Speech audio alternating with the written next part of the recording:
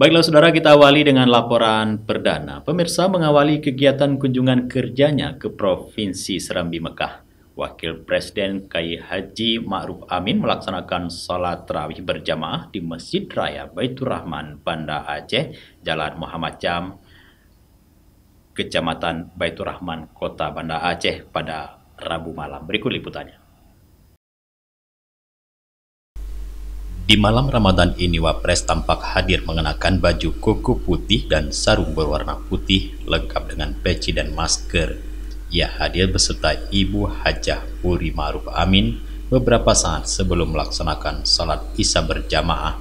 Usai menunaikan ibadah salat Isya, Wapres memberikan tausiah kepada seluruh jamaah yang hadir, dilanjutkan dengan salat tarawih 20 rakaat dan ditutup salat witir 3 rakaat. Pada kesempatan ini, dalam tausiahnya, Wakil Presiden menyampaikan pesan agar seluruh umat muslim dapat memanfaatkan momen bulan suci Ramadan selain sebagai momentum untuk meningkatkan ketakwaan dan kepatuhan, juga untuk memperteguh komitmen kebangsaan. Hal tersebut menurut Wapres memiliki arti bahwa setiap individu menghormati seluruh kesepakatan yang telah dibuat oleh para pendiri bangsa demi persatuan Indonesia. Adapun kesepakatan tersebut adalah Pancasila, Undang-Undang 1945, Bhinneka Tunggal Ika, dan Negara Kesatuan Republik Indonesia.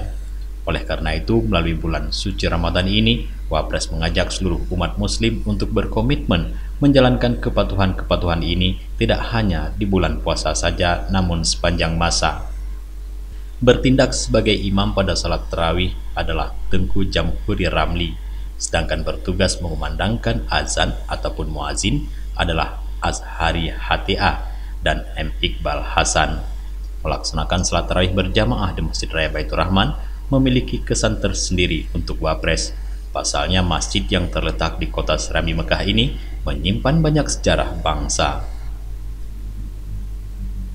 Dari Banda Aceh, Tim Liputan Aceh TV melaporkan.